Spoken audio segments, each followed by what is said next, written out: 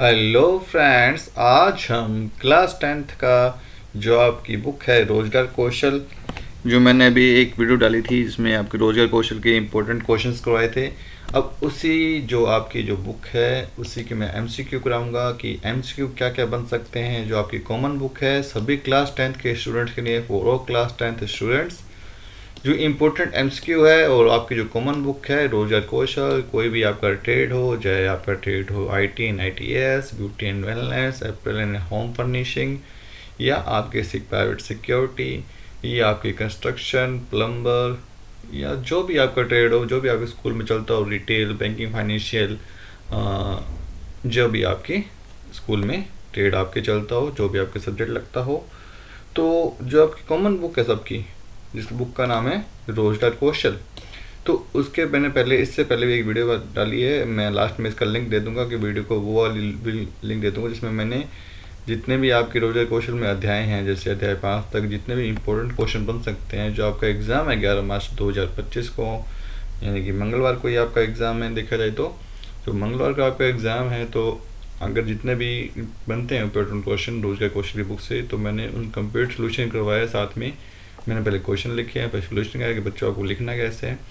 तो मेरा एक मानना है कि आप एग्ज़ाम से पहले उस वीडियो को एक बार ज़रूर देखें, उसके क्वेश्चंस देखें, उनके आंसर आपको लिखने कैसे हैं वो देखें। तो आपका 10th का एग्ज़ाम बोर्ड का एग्ज़ाम है, तो मेरा मानना है बहुत ज़रूरी है आपको वीडियो को पूरा देखना। और उसी के बुक से जो आपकी रोजगार कौशल की बुक है उनसे मैंने जो इम्पोर्टेंट एमसीक्यू बन सकते हैं आपके, जो मस्ट है, इम्पोर्टेंट है, मोस्ट इम्पोर्टेंट जो एमसीक्यू बन सकते हैं, जो आपने 2000 मैंने अगर नहीं आपने देखा हो वीडियो कि मैंने 2020 से लेके 2024 तक जितने भी एग्ज़ाम हुआ है सभी ट्रेड के मैंने पेपर का सोल्यूशन करवाया 5 सालों तक का। ठीक है, तो वो भी आप देख सकते हैं मेरे चैनल पे जाके। चैनल पे क्लिक करेंगे तो आप देखोगे तो वीडियो और भी आपको मिलेंगे सभी ट्रेड्स के लिए। पर ये जो बुक है ये सबके लिए कॉमन बुक है, ये रोजगार कौशल की बुक है। तो आपको ये एमसीक्यू तो करना ही है, क्योंकि एमसीक्यू आपके आते हैं 10 नंबर के। 10 नंबर के तो नहीं आते होंगे शायद, आपके 7 या 8 नंबर के तो आते होंगे। तो एमसीक्यू कर लोगे, 1.5 मार्क्स का एक एमसीक्यू होता है, 2 एमसीक्यू हो गए, 1 नंबर पक्का। तो उन्हीं चैप्टर्स में रोजगार कौशल की जो बुक है आपकी, जितने भी अध्याय हैं 5 या 6, उनसे जो मोस्ट इम्पोर्टेंट एमसीक्यू बनता है, एक अध्याय में से मैंने 10 एमसीक्यू बनाए हैं और उनका आंसर देखेंगे इस वीडियो में।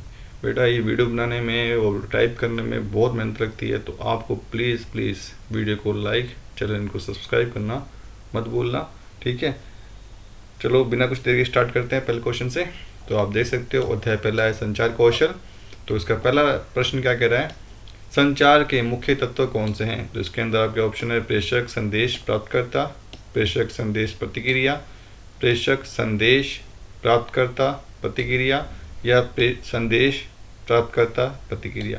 तो इसका आंसर होगा जिसमें 4 ऑप्शन आपके लिखे, जिसमें प्रेषक भी आ गया, संदेश भी आ गया, प्राप्तकर्ता भी आ गया, तो और प्रतिक्रिया भी आ गया। तो आंसर क्या होगा आपका सी। तो संचार के मुख्य तत्व कौन कौन से हैं, तो ये इम्पोर्टेंट अध्याय में से एक प्रश्न आपने किया। प्रश्न नंबर 2, प्रभावी संचार के लिए 7C में से कौन सा तत्व शामिल नहीं है। शामिल नहीं है पूछा है, प्रश्न को ध्यान से रीड करना बच्चों। क्या होता है, जल्दीबाजी में अपन 7C देखा, हाँ स्पष्ट देखा, क्लिक कर दिया, पर आंसर ये नहीं है बच्चों। आंसर क्या है इसका, पहला है इसका आंसर होगा तेज। तेज इसमें नहीं आता, बाकी सब इसमें आते हैं। प्रश्न नंबर 3, अमौखिक संचार जिसे बोलते हैं आप, गैर मौखिक संचार में क्या शामिल होते हैं। तो उसमें लिखकर संचार करना, लिखकर संचार, बोलकर संचार, लिखकर संचार, या शारीरिक भाषा, इशारे। तो आप सभी को पता है, मैंने पढ़ाया भी है, इससे पहले भी एक वीडियो बनाई थी उसमें पढ़ाया भी है, सारा कुछ करवाया भी। तो आंसर क्या होगा, शारीरिक भाषा और इशारे, ये आपके अमौखिक संचार में आते हैं, जिससे आप गैर मौखिक संचार भी बोलते हैं। प्रश्न नंबर 4, संचार चक्र की प्रतिक्रिया यानी कि फीडबैक का क्या महत्व है। तो फीडबैक का आपके ऑप्शन है संदेश को समझने की पुष्टि करना, संदेश को लंबा करना, संदेश को रोकना, संदेश को बदलना। तो आपका इसका आंसर क्या होगा, तो आपका आंसर होगा संदेश को समझना और पुष्टि करना, जिसे बोलते हैं हम फीडबैक या प्रतिक्रिया। प्रश्न नंबर 5, संचार में बाधाएं जिसे बैरियर बोलते हैं, क्या होती है? तो संचार में आपके ऑप्शन पहला संदेश को स्पष्ट करने वाले तत्व, दूसरा है संदेश को समझने में रुकावट डालने वाले तत्व, संदेश को तेज करने वाले तत्व, संदेश को छोटा करने वाले तत्व। तो आप सोचो इसके अंदर क्या आंसर हो सकता है? तो आपका आंसर क्या होगा? संदेश को समझने में रुकावट डालने वाले तत्व, ये क्या करते हैं? बैरियर या बाधा होते हैं। प्रश्न मोस्ट इंपोर्टेंट है बच्चों, ध्यान से समझना इस क्वेश्चन को। प्रश्न नंबर 6, लिखित संचार का उदाहरण क्या है? तो लिखित संचार का उदाहरण क्या हो सकता है? आप बताओ। लिखित में क्या कर सकते हो? फोन कॉल कर सकते हो? नहीं, क्योंकि ये तो गैर मौखिक संचार है, इसमें बातचीत होती है जिसे हम बोल के करते हैं। ठीक है। दूसरा क्या कर सकते हो? चेहरे का भाव, ये नहीं हो सकता। इशारा नहीं हो सकता। आंसर क्या होगा? ईमेल, जो हम लिख के करते हैं, जिसे हम टाइप करते हैं। प्रश्न नंबर 7, प्रश्न नंबर 6 की ऐसे पहले हमने, प्रश्न नंबर 7 चलते हैं। संचार में स्पष्ट क्लियर का अर्थ क्या है? तो संचार में स्पष्ट क्लियर का अर्थ है, आपके ऑप्शन आपके पहले है संदेश को जटिल करना, संदेश को सरल और समझने योग्य बनाना, संदेश को लंबा करना है, संदेश को छुपाना। तो आपको सबको पता है, आपने सबने पढ़ा है, वो वीडियो देखी है मेरी वाली इससे पहले। तो स्पष्ट का मतलब होता है संदेश को सरल और समझने योग्य बनाना। तो आंसर क्या होगा? बी। प्रश्न नंबर 8 देखो, संचार में प्रेषक सेंडर कौन होता है? तो संचार में ऑप्शन है आपके संदेश प्राप्त करने वाला, संदेश भेजने वाला, संदेश को रोकने वाला या संदेश को बदलने वाला। पहली बात तो देखो, ये जो दो ऑप्शन है ये पहले से एलिमिनेट हो चुकी हैं, क्योंकि इनका तो संचार में है ही नहीं इनका योगदान ही, कि रोकने वाला कौन होता है, बदलने वाला कौन होता है। ऑप्शन बचा ये संदेश प्राप्त करने वाला। संदेश प्राप्त करेगा तो वो तो रिसीवर होगा ना बच्चों। तो भेजने वाला क्या होता है? सेंडर। तो आंसर क्या हुआ? सेंडर। तो ऐसे ऑप्शन को एलिमिनेट करके आप सटीक आंसर पे पहुंच सकते हैं। तो आंसर क्या हुआ? सेंडर कौन होता है? संदेश को भेजने वाला, जिसे हम प्रेषक बोलते हैं। प्रश्न नंबर 9, संचार में प्राप्तकर्ता और रिसीवर कौन होता है? तो संचार को अभी मैंने बात किया, रिसीवर ऊपर जो एलिमिनेट किया था हमने, अब ये क्वेश्चन दोबारा पूछ लिया गया। देखो, संचार में प्राप्तकर्ता कौन होता है? तो प्राप्त करने वाला, संदेश भेजने वाला? ना जी ना। संदेश को प्राप्त करने वाला। हाँ, तो आंसर क्या होगा इसका? संदेश को प्राप्त करने वाला। तो ये दो ऑप्शन पहले से एलिमिनेट हो चुके हैं, संदेश को रोकने वाला और संदेश को बदलने वाला तो कोई होता है नहीं संचार के चक्कर में। तो ये आंसर क्या होगा आपको? संदेश को भेजने वाला, तो क्या प्राप्त करने वाला, सॉरी। आंसर क्या होगा? बी। प्रश्न नंबर 10, संचार में प्रतिक्रिया फीडबैक का उद्देश्य है। उद्देश्य क्या हो सकता है? देखो, उद्देश्य क्या हो सकता है? पहला ऑप्शन है आपका संदेश को लंबा करना, संदेश को समझने की पुष्टि करना, संदेश को रोकना, संदेश को छुपाना। तो आंसर क्या होगा? संदेश को समझने की पुष्टि करने वाला तो ही फीडबैक देगा ना कि संचार मेरे को मिल चुका है, मुझे समझ आ चुका है। फीडबैक करेगा, हाँ करेगा, ना करेगा, जो भी आप प्रतिक्रिया होगी, जो भी आप देंगे प्रेषक को, कि वो क्या होगी? आपकी संदेश को समझना और पुष्टि करने का एक प्रतिक्रिया देता है आपका समझाने की। अब अध्याय 2 जो आपका सह प्रबंधन कौशल है, सेल्फ मैनेजर स्किल है, उसके जो एमसीक्यू बन सकते हैं वो एमसीक्यू मैंने यहाँ किए हैं। देखो, पहला एमसीक्यू क्या कह रहा है? एमसीक्यू मल्टीपल चॉइस क्वेश्चन बच्चों, इसका पूरा नाम होता है। तो पहला प्रश्न है, तनाव प्रबंधन के लिए कौन सा तरीका सही है? तो तनाव प्रबंधन के लिए तरीका कौन सा सही है? समय प्रबंधन, शारीरिक व्यायाम, स्वस्थ आहार। तो तीनों ही बच्चों ये आंसर सही है। तो आंसर क्या होगा आपका? उपरोक्त सभी। प्रश्न नंबर 2, स्मार्ट लक्ष्य में एस का क्या अर्थ है? मैंने बच्चों इससे पहले प्रश्न करवाया था, इससे पहले वीडियो में डाली थी, जिसको आपको लास्ट में लिख मिलेगा। तो स्मार्ट लक्ष्य में एस का मतलब होता है आपका क्या होता है? स्पेसिफिक। तो आंसर क्या हुआ? बी। प्रश्न नंबर 3, समय प्रबंधन का पहला चरण क्या है? तो समय प्रबंधन का पहला ऑप्शन है संगठित करना, प्राथमिकता देना, नियंत्रण करना, ट्रैक करना। तो आंसर हुआ प्राथमिकता देना। प्रश्न नंबर 4, तनाव के लक्षण क्या हो सकते हैं? तनाव के लक्षण हो सकते हैं आपके सिर दर्द हो, आपको नींद आना, आपका चिड़चिड़ापन, उपरोक्त सभी। तो आंसर क्या होगा? सिर दर्द भी हो सकता है, नींद भी नहीं आना हो सकता है, चिड़चिड़ापन भी हो सकता है। तो आंसर होगा उपरोक्त सभी। प्रश्न नंबर 5, सहप्रबंधन का मुख्य उद्देश्य क्या है? तो सहप्रबंधन का मुख्य उद्देश्य आपके ऑप्शन है समय बर्बाद करना, अपने कार्य को प्रभावी ढंग से प्रबंधित करना, तनाव को बढ़ाना, लक्ष्यों को भूल जाना। तो स्वप्रबंधन का मुख्य उद्देश्य क्या हुआ बच्चों? अपने कार्य को प्रभावी ढंग से प्रबंधित करना, ये आपके समय प्रबंधन का मुख्य उद्देश्य है। प्रश्न नंबर 6, स्मार्ट लक्ष्य में एम का क्या अर्थ है? देखो, एम का मतलब क्या होता है? स्ट्रॉन्ग, ये तो एस से स्टार्ट हुआ है बच्चों, पहले ही गलत हो चुका है। डिफिकल्ट, ये बी किससे स्टार्ट हो रहा है? डी से स्टार्ट हो रहा है। मनोरंजन, ये किससे स्टार्ट हो रहा है? फन से, यानी कि एफ से स्टार्ट हो रहा है। तो ये तो नहीं हो सकता, आंसर क्या होगा आपका? एम से मेजरेबल, यानी कि मापने योग्य है। प्रश्न नंबर 7, तनाव प्रबंधन के कौन सा आयाम सही है? तो आयाम कौन सा सही है तनाव प्रबंधन का? योग करना, ध्यान देना, दौड़ना, तो तीनों ही सही है। तो आंसर क्या है? उपरोक्त सभी। प्रश्न नंबर 8, समय प्रबंधन में प्राथमिकता देने का क्या अर्थ है? प्राथमिकता देने का मतलब है आपका, देखो ऑप्शन है, सभी कार्यों को एक साथ करना, ना जीना, कार्य को टालना, ना जीना, और कार्य को भूल जाना, ये भी नहीं हो सकता बच्चों। तो आंसर क्या होगा? महत्वपूर्ण कार्य को पहले करना, वो आत्मा क्या है? प्राथमिकता देना। ठीक है। प्रश्न नंबर 9, तनाव प्रबंधन के लिए कौन सा आहार सही है? तो तनाव प्रबंधन के लिए आहार कौन सा सही है? जंक फूड खाना? नहीं। मीठा खाना? ना। तला खाना? ना जी ना। तो आंसर क्या होगा आपका? स्वस्थ और संतुलित आहार। तो इसका आंसर होगा स्वस्थ और संतुलित आहार। प्रश्न नंबर 10, स्मार्ट लक्ष्य में टी का क्या अर्थ है? टी का क्या अर्थ है? मैंने आपको बताया था लास्ट वीडियो में। तेज, ये तो ऐसे स्टार्ट हो रहा है। सस्टेनेबल, ऐसे स्टार्ट हो रहा है बच्चों। टेढ़ा यानी कि ट्विस्टेड? ना जी ना, इसका आंसर होगा टाइम बाउंड। तो आंसर क्या हुआ? Time bound. प्रश्न नंबर अध्याय 3 पर आ चुके हैं। प्रश्न 10 से हमने कंप्लीट कर लिए। अध्याय 3 में सूचना और संचार प्रौद्योगिकी कौशल, जिसे ICT स्किल बोलते हैं। तो इसके जो इम्पोर्टेंट प्रश्न MCQ बन सकते हैं, जो मल्टीपल चॉइस क्वेश्चन बन सकते हैं। उनका पहला प्रश्न है, कंप्यूटर हार्डवेयर क्या है? हार्डवेयर मैंने इससे पहले लास्ट वीडियो में बताया था। हार्डवेयर क्या होता है? जिसे हम छू सकते हैं, जो भौतिक वादक होते हैं कंप्यूटर के, जैसे माउस, कीबोर्ड, मॉनिटर, CPU, ये सारे क्या है? भौतिक वार्ड है। ये सब क्या है? हार्डवेयर डिवाइस है। तो आंसर क्या होगा आपका? कंप्यूटर के भौतिक भाग।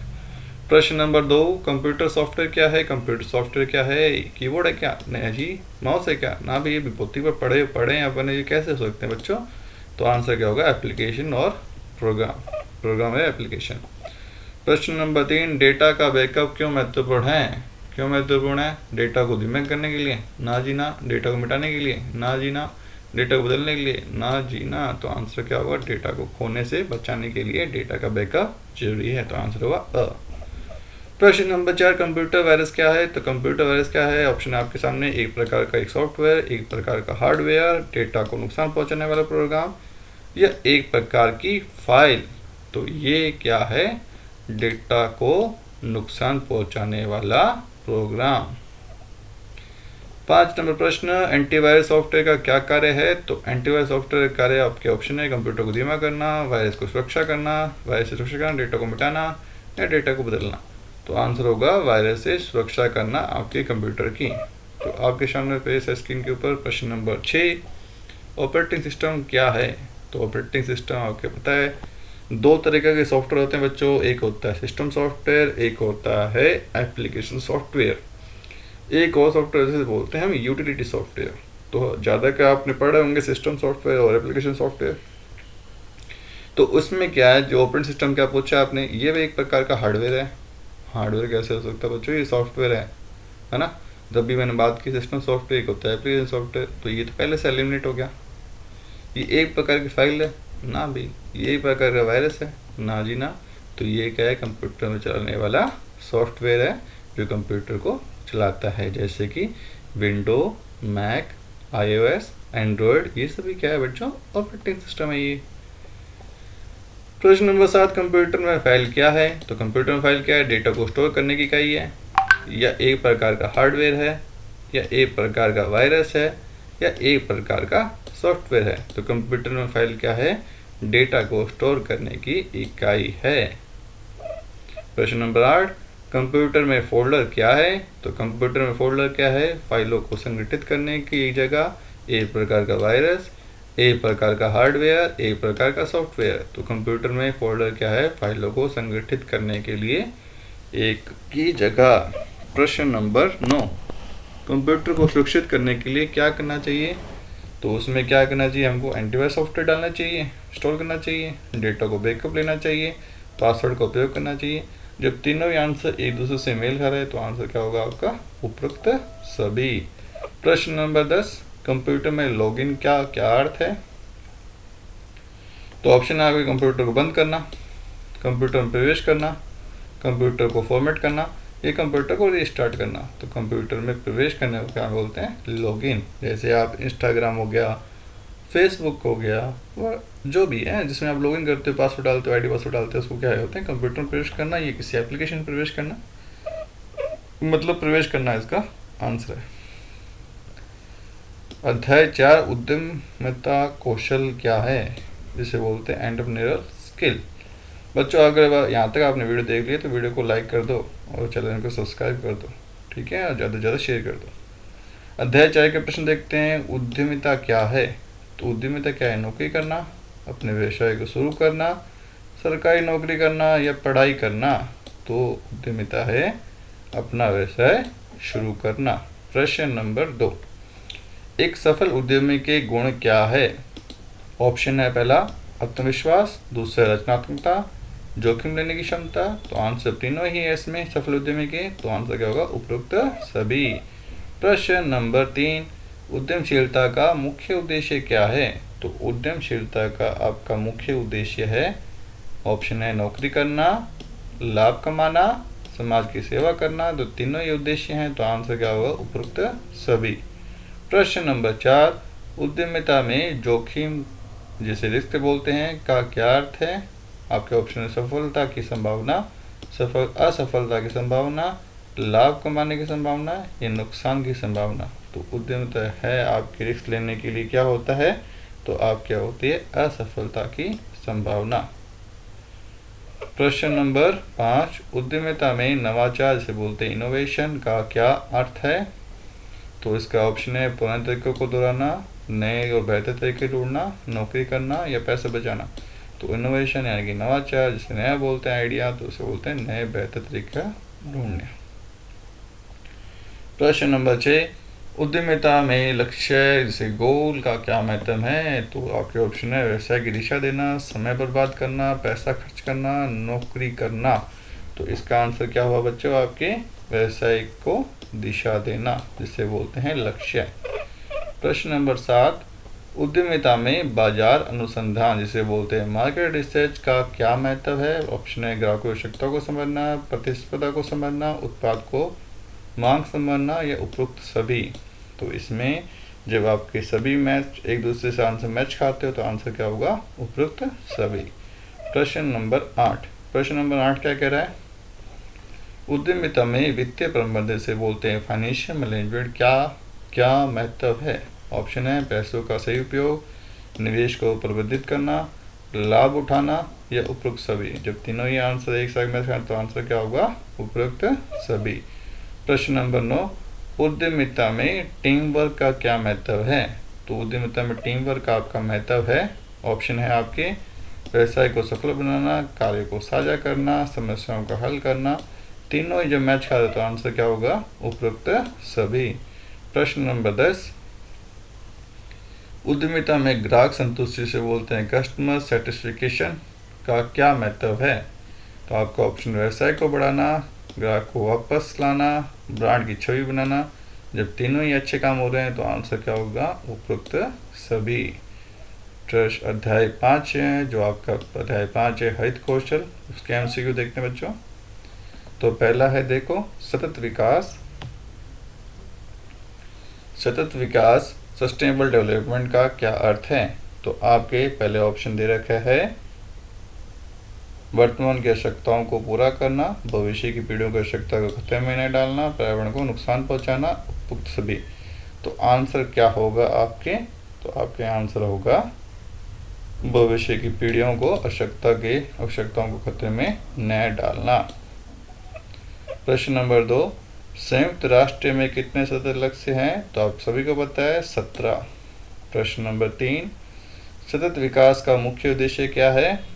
तो सतत विकास का आपका मुख्य उद्देश्य है, ऑप्शन है पर्यावरण को नुकसान पहुंचाना, प्राकृतिक संसाधनों का सही उपयोग, गरीबी को बढ़ाना या प्रदूषण फैलाना। तो आंसर क्या होगा आपका? प्राकृतिक संसाधनों का सही उपयोग करना।